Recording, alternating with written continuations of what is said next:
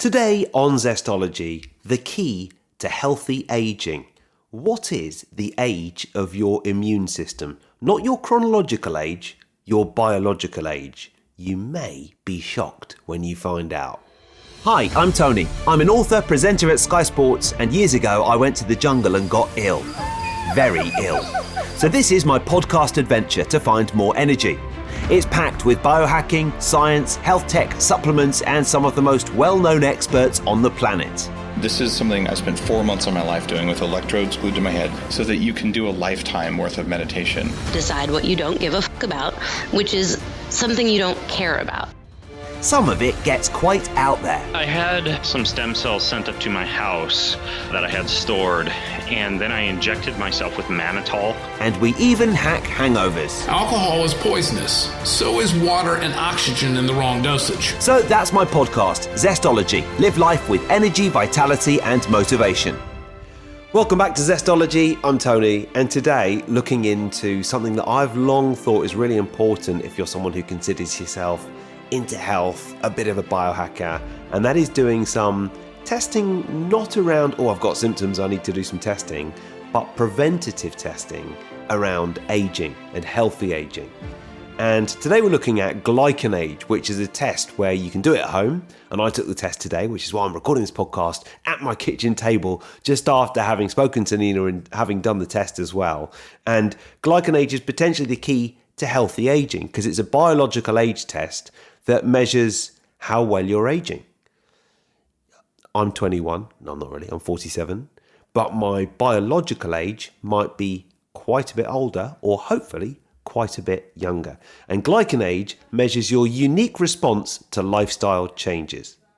It reveals the age of your immune system and then gives you the sort of knowledge to make changes as well and make lifestyle improvements as well. So today we are speaking to Nina from Glycanage and looking at how it works and how aging works in terms of the natural process in the body, and then what happens when you discover your biological age and why I'm quite nervous about doing so, but then what you can do about it and how you can use this knowledge to come up with a plan and improve your biological age. And the key is not just to live longer, but to live much healthier and happier in your old age or medium age or young age.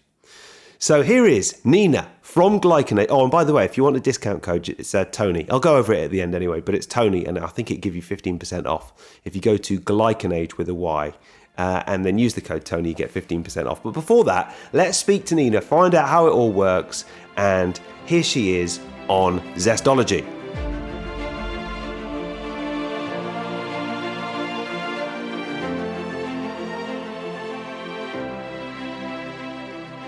Okay, we are recording now. Nina, how are you doing? Hey, Tony. I'm good. Thank you for having me today. It's good to have you on. I'm very excited. I've done my test. I'm awaiting the results. Excited and slightly trepidatious. I don't even know if that's a word, but I'm sort of nervous that my Glycanage score isn't going to be very good. Could you just sort of explain what it all means? Because I'm really excited about finding out more. Yeah, that's actually very common. That's something we have as even before you tried it, there's this first fear for some reason. If you think about as biological age, you're still thinking about it as an age. And then there's all these connotations around it. There's all these kind of, if you ask somebody to guess your age and they give you the wrong age, we get so insulted about it. So there's a lot. And the other thing is it's pretty new.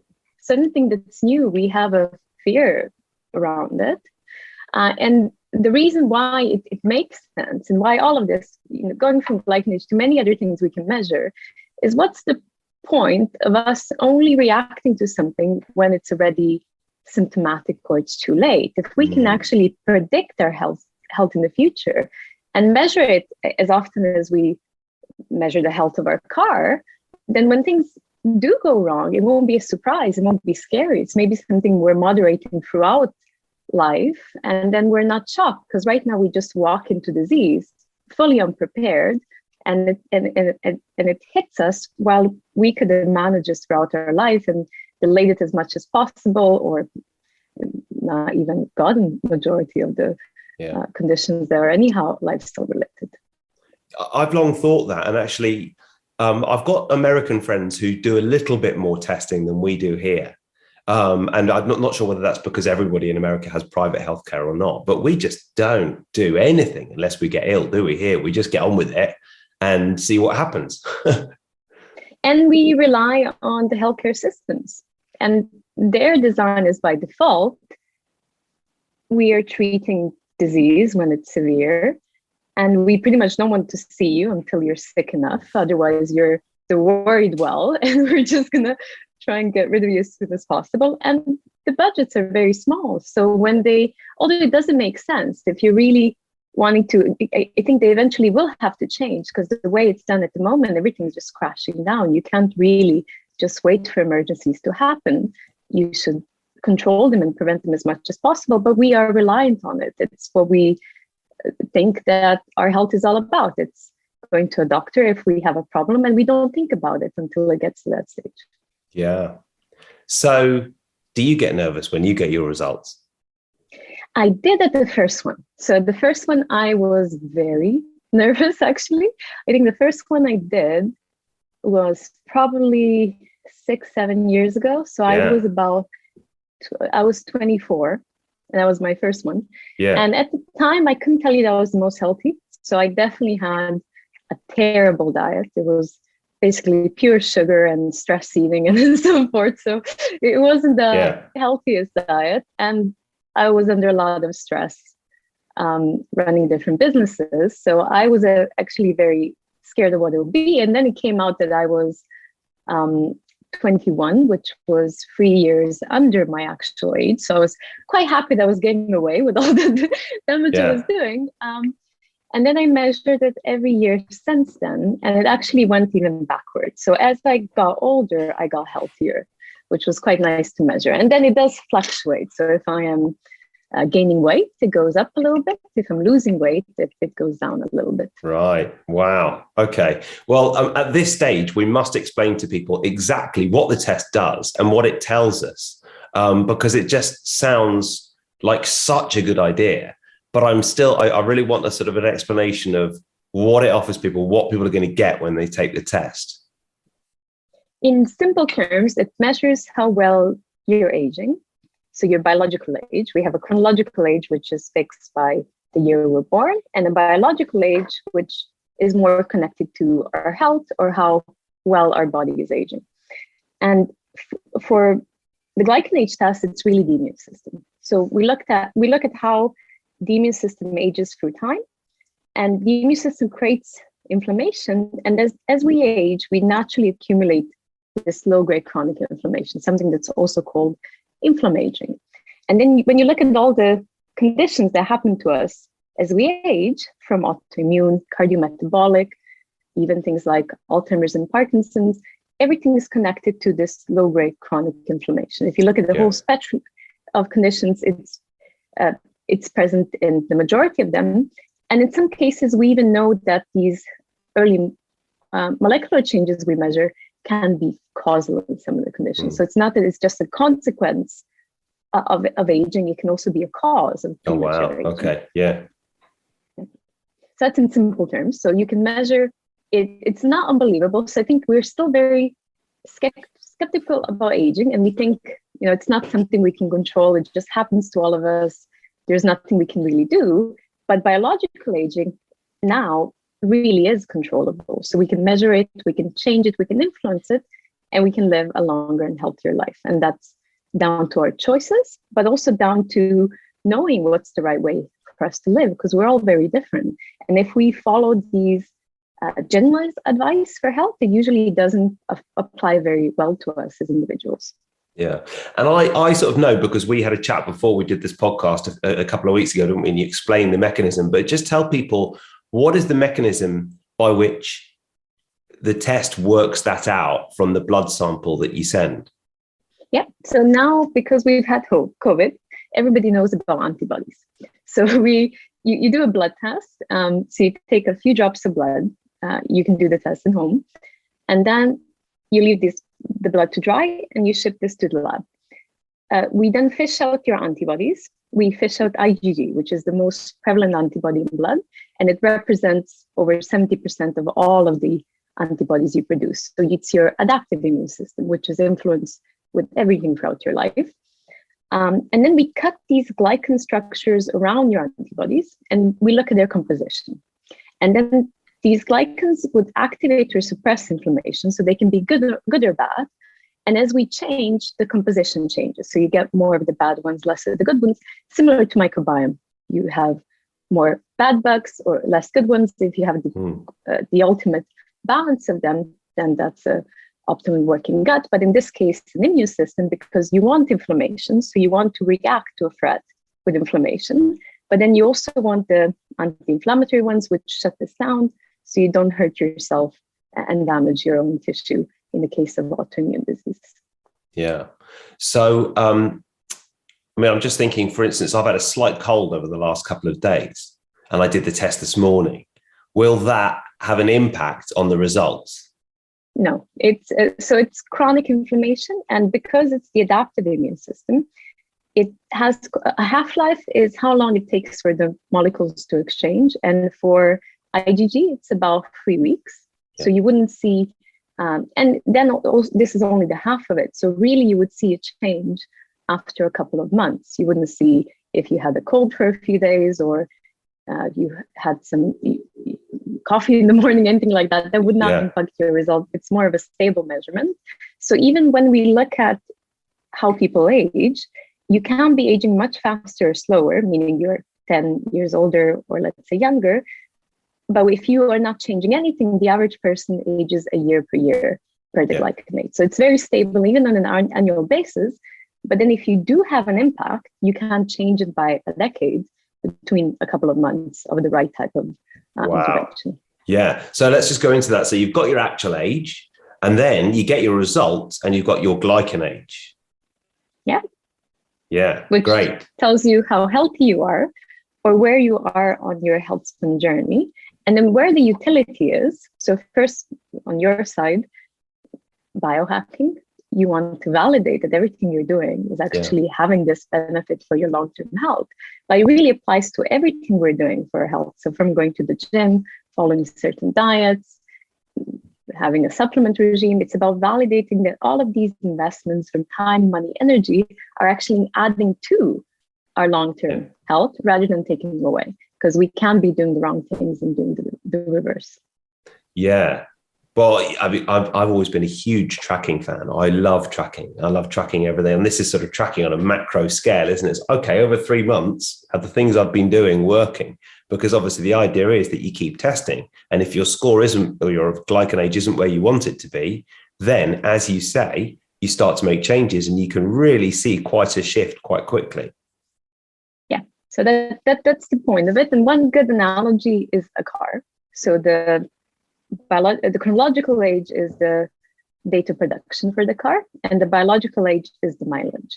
And for example, if, you check your car annually for many things, but if you're running out of gas, you want to know. You're not going to say, oh, I don't want to check if I'm running out of gas.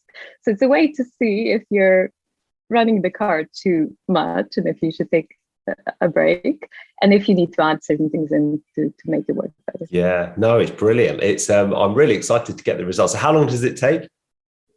About 3 weeks from when you send it out. Yeah, maximum is 4. So if there's a Christmas period, it's 4 weeks. Yeah, it's it's a fascinating concept, isn't it? And so you started the company. No, actually, my father did.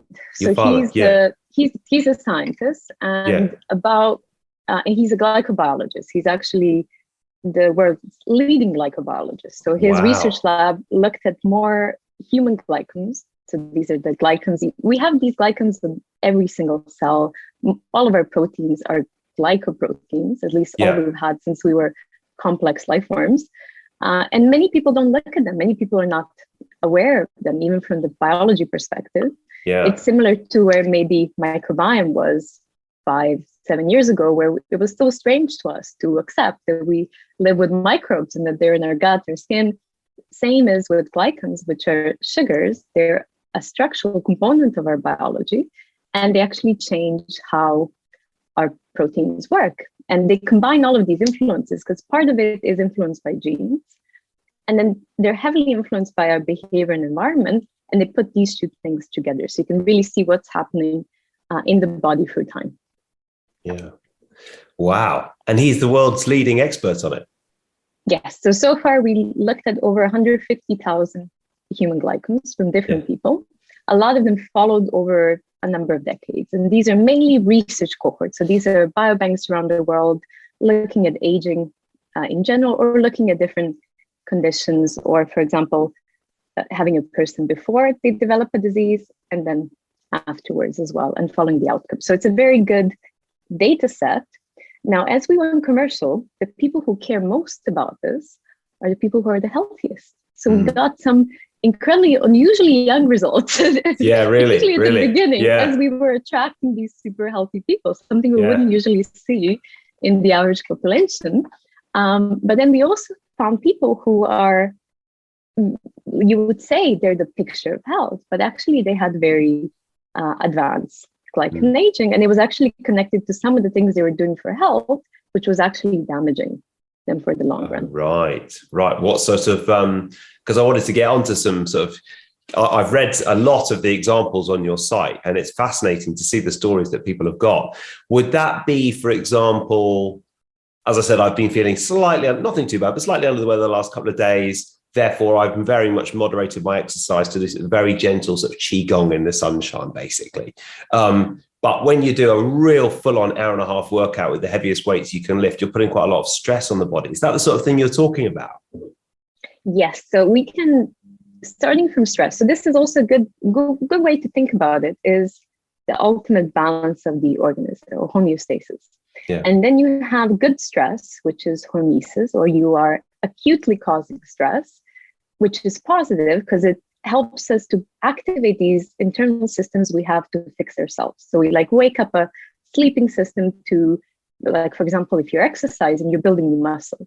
So you're creating tissue damage, but then you build stronger, healthier muscle. So stress can be good. And we did studies where you see positive effect from something like sprint training. So we did a study with a group of men in their 30s who after 3 months all got younger. We did caloric restriction in people who were overweight. They all got better.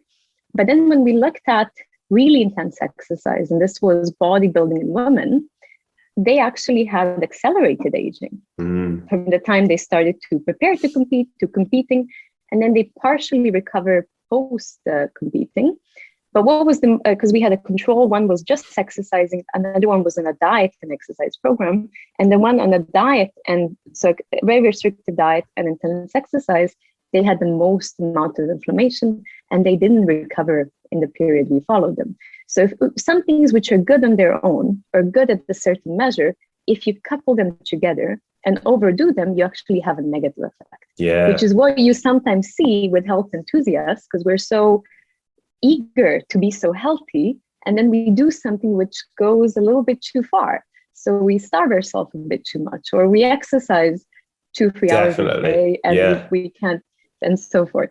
So it will be mainly these things. And then another thing that was very interesting is diet. So we've always seen that sometimes if you're in a very restrictive diet in any direction, we see people who do really well in it, and we see people who don't do so well.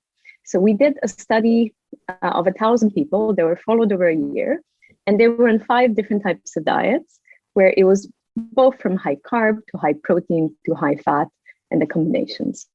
And in each of these cohorts, we saw about exactly 50% of people see a positive change, 50% people see a negative change. Wow. So we're very unique in how we respond to different foods. Yeah. Hence, you have this whole debate in the nutrition space where everybody has their own theories and everybody's so battling each other around their own theories, but actually probably all of them are right. You have people who can tolerate high carb, you have people who can tolerate high protein and high fat, but it's not everybody. Yeah. It's about finding what works for you. Yeah. Yeah, that's so interesting, isn't it? What a perfect illustration of the fact that there is no one correct diet for everybody. and you've done the research to prove it. Just interrupting this podcast for one moment to remind you that it is brought to you by my friends at Sensate. And actually, I think Sensate pairs very well with Glycanage because, you know, you're looking to live more healthily, increase your lifespan, but increase the quality of your years, not just your years, full stop. And that's where I think Sensate can come in really well. It is your shortcut to reducing stress and anxiety and being cool, calm, and connected. There's a special page where you can get lots more information, and that is getsensate.com/Tony Wrighton. And if you use the code Tony, you'll get 10% off. And I know a lot of people have heard me talking about this a lot over the last couple of months and are starting to ask questions. So what you want to do is you want to go over there and you want to see the science. To me, that's the most important thing, and that's the first place I go when I've got a podcast partner or where I'm trying a new biohack or something like that. I go to the site and I check the science. And to me, what is really important about this one is the vagus nerve.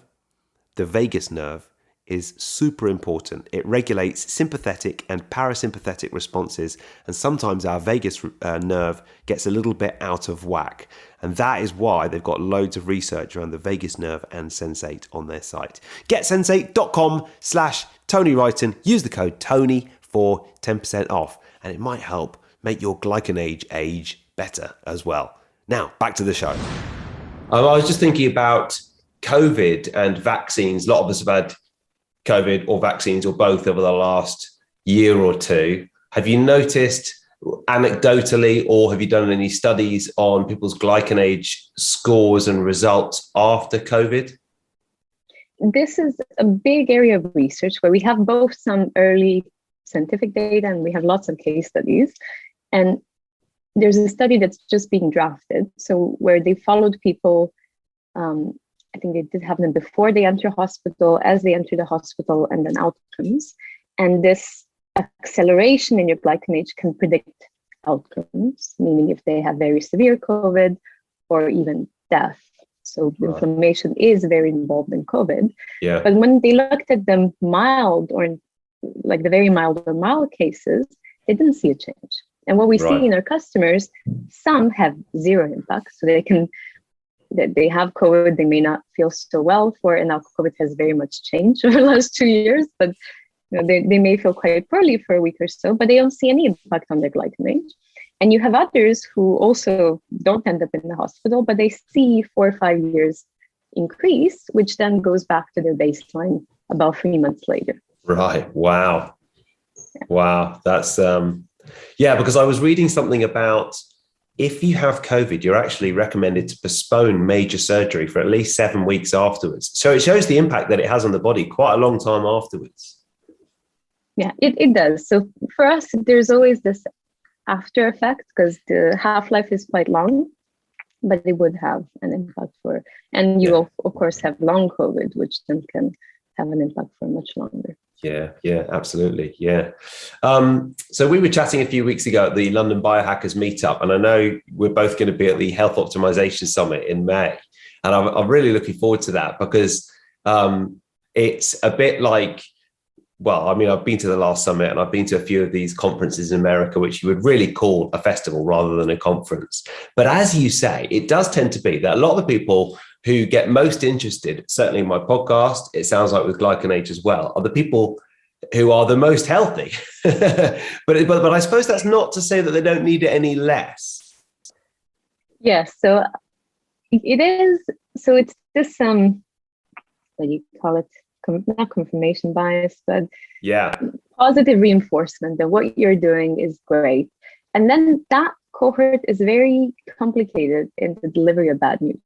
So if you're telling them that something they're doing that they're very passionate about and very much believe in could be causing them harm, then that's quite a challenge. I think we've become very good at it through the last few years, but it can be a difficult one. And then you have another side where you just have the early health enthusiasts, which are the nicest cohort because they're just changing and they're ready to make a significant change, but they're at the beginning and they're the most willing to try something different and follow on advice. And then you have a cohort where we don't get a lot of clients, which are, I'll even call them non-adapters. So you can tell them bad news and they will not change anything. And they're usually a family member bought the product for them. That's usually how it goes. Yeah, absolutely. Yeah, it's like when someone else pays for therapy, it's not going to work. No, it's not going to work. Wow. Yeah. I mean, we're going to have to do a follow-up podcast once I get my results, actually, because I've always felt like I know that I am quite prone to inflammation. I think I told you this before, certainly in the past, I'm not a very good methylator, and my homocysteine levels, which is another good indicator of inflammation and serious disease in the future, have been very high, and I've worked extremely hard to get them down. But I think genetically, I'm just slightly more prone to inflammation than many people, which actually makes this a very, very interesting and worthwhile test for me to be doing, I guess, on a continued basis to check that everything's in balance and it's okay. Yes, and I think some of it can still be acute inflammation. So with allergies, there is one of our scientists is particularly looking at different types of allergies, and that sometimes would not have such a big impact on the adaptive immune system. So it is something that can be well managed. So I don't think you would, for example, if you would have a pre-existing autoimmune condition or asthma, these things are known to have an impact, but something that's very well managed, I would say, would not. We would even have people with pre-existing conditions that are very well managed conditions, so they come back younger. Yeah. So it's just the way we're wired, and sometimes we're wired in a different way, hence we need a different type of life, but it doesn't mean that we are disadvantaged. Yeah. If you can hear a strange noise in the background, that's my coffee machine just sorting itself out. But there's the important things in the world. You need good coffee and a good Zoom connection. And what about you, Nina? Do you practice what you preach? Do you live an extraordinarily healthy life running this business, inspiring others to live healthily? I think it's impossible to be perfect, and I definitely sacrifice. So for me, this is about 2 years and 4 or 5 months into this business. So I joined quite late, more from the commercial perspective, because the science was developing over a decade. Yeah. And every new business, in a way, I definitely sacrifice my health at the beginning a little bit. So I'm just at the point where I'm rebalancing things, but then I always look at things that I'm willing to compromise on and things that I cannot compromise on. And for me, it's definitely sleep. If I compromise even on diet in the way that I have takeaway, not home cooked food, or I don't attend the gym as much, it doesn't impact me as much as not having sleep.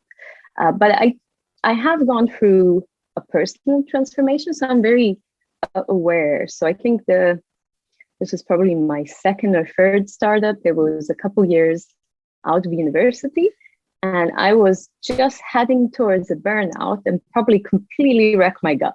So I felt worse when I was 24, 25 than I feel now at 30.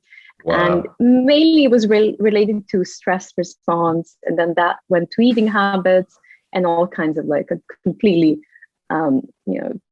disrupted gut and all kinds of little allergies and intolerances mean your gut doesn't work, so you eat food and then you have a response to something that you usually wouldn't. And what worked for me, I went on this meditation retreat called Vipassana. Oh yeah, and that had a very long-term impact on me. So it did. Not that I'm very unreligious and Buddhism is interesting, but I was always very skeptical if all these things will be, they'll try to drill in all of their theories on you, but actually it was a very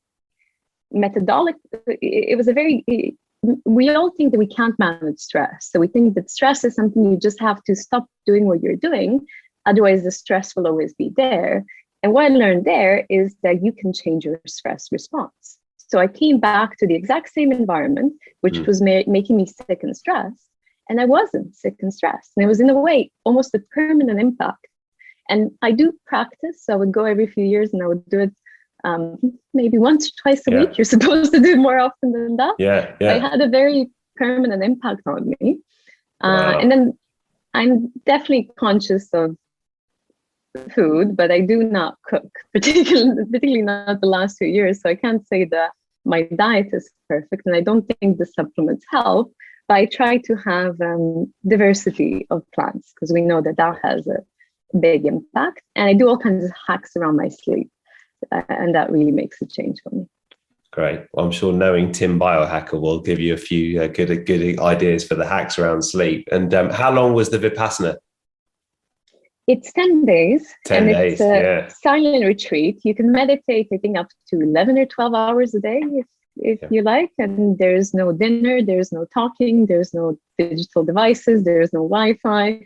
It's actually a great experience to just to get away from the world. But it's not an easy thing to do. So it's not actually enjoyable, particularly your first month. No, I bet.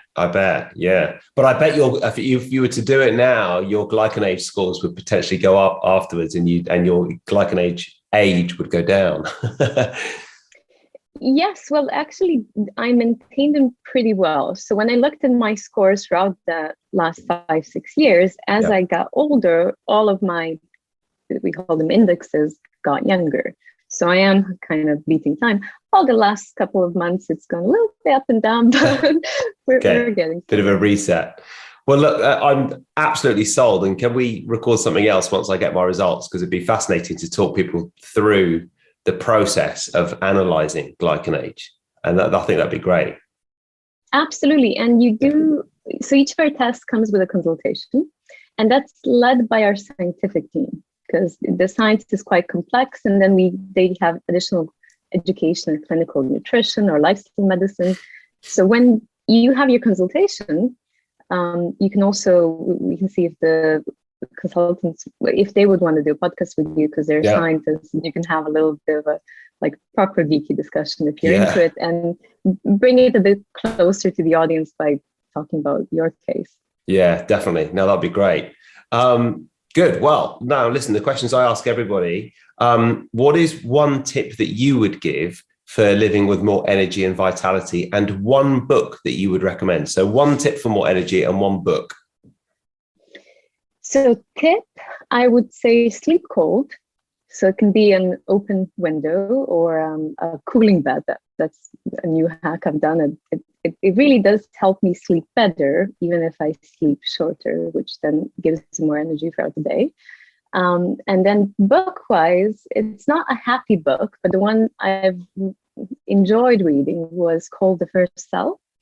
And it's a book written by an oncologist that's been in practice for the last 40 years. And she was trying to get all kinds of funding to do her research and to prevent cancer and to study it better from her practical experience, because the therapies haven't changed at all in the last 40, 50 years. Yeah. So she ended up collecting her own biobank of over 60,000 samples of 6,000 patients throughout 40 years. And it's a very interesting story, because all of them have their individual stories, and a lot of them are very sad because the outcomes are not good, but it's a very realistic picture of how broken our healthcare system is, in the way that we're responsive, we detect things when it's far too late, and how much we could gain if we change our focus, both starting with the research perspective, because if you look at funding for cancer, we know that the survival rate is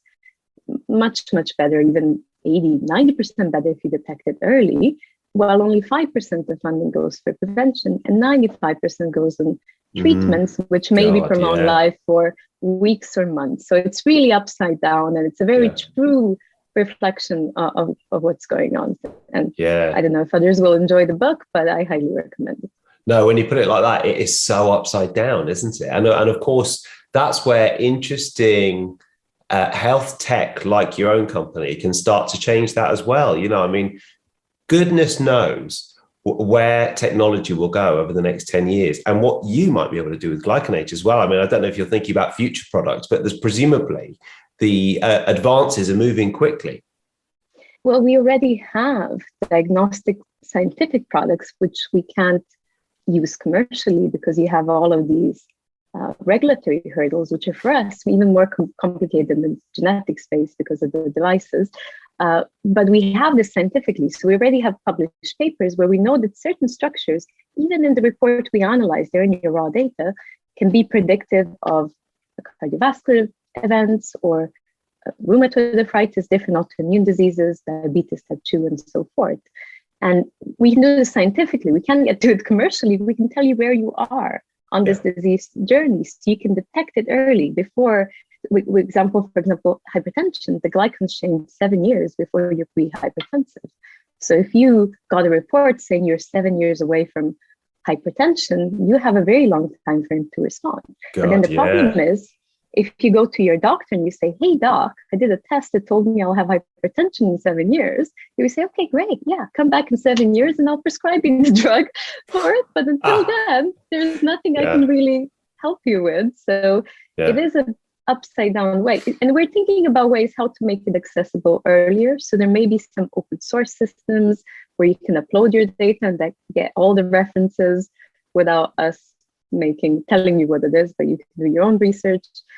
Because unfortunately, from when you know something in research, so you know something is a fact, it takes about 7 years, 17 years on average until it's put into practice, even at the beginning, so early practice, which is a shame because we have all of these things in research now, so we can control our health outcomes, but we're not using it in practice because the timelines are so long. God, that's an astonishing. When you consider how quick the world is moving, that's very long, isn't it? Now, Nina, thank you so much for coming on the podcast. It's been absolutely brilliant talking to you. Where can people find out more, potentially get their own Glycanage test and so on? They can go on the website. So if you can put a link, it's Glycanage, and it's a glycan with Y. We have a very active Instagram account where we also record little short videos where we simplify the science and different things you can do to impact. So I highly recommend that. And that's about it. Yeah, fantastic. Yeah, so Glycanage with a Y. And we'll put links in. And also, we'll do a little follow-up on my results, and I'll follow up on my mailing list and Instagram and so forth as well. And then really look forward to seeing you in May. It's going to be fun, isn't it? The Health Optimization Summit. Yeah, we can't wait. We're all already getting ready for it. So, and there'll be way too many of us, but Oh, good. Excellent. Well, I think there's a biodynamic wine party on the Saturday night, so we can sort of let our hair down after the first day, which would be great. Although I think I'm presenting certain stages on the Sunday, so I need to sort of be a bit sensible as well. Otherwise, my Glycanage score will go up. We don't want that. Now, look, it's really been good to talk to you. Thank you so much. And highly recommend. So far, my experience with Glycanage has been great. It's a very easy test to do as well. The heart sinks when you get a test through that takes hours to do, but it just took me a few minutes this morning. So we'll speak again, and thank you so much for coming on the podcast. Thank you. I really enjoyed it. Thank you for having me.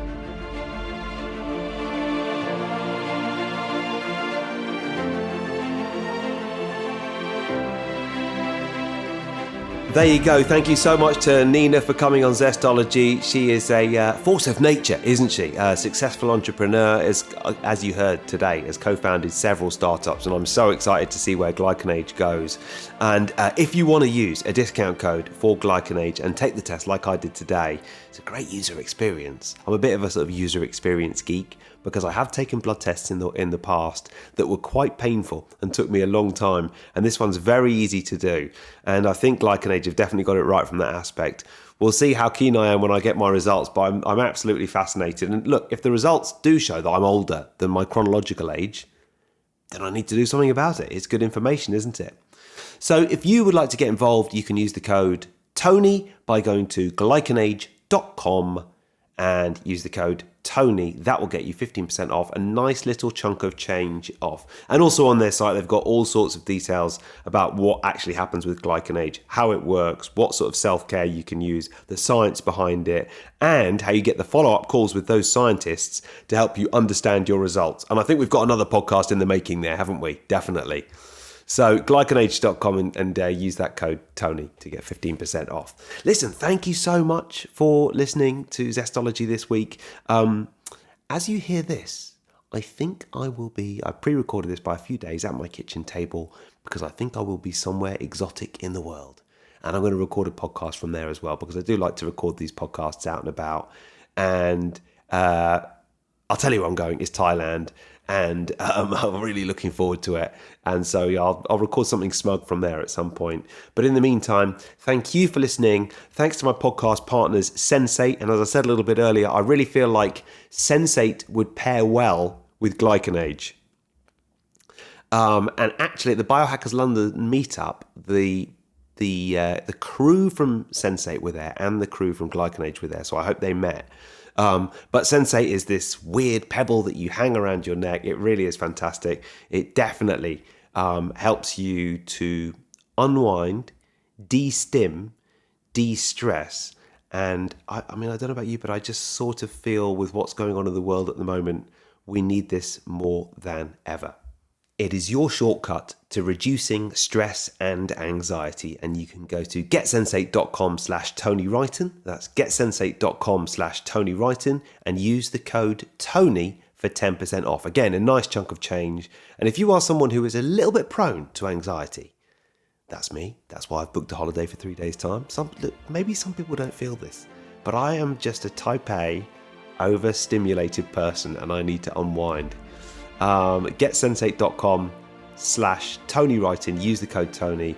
And as I say, I do think that, if you could have a regular practice around Sensate, what would happen with Glycanage would be really interesting as well. Thank you for listening. And remember to sign up for the mailing list at tonywrighton.com. And that's it. See you next week.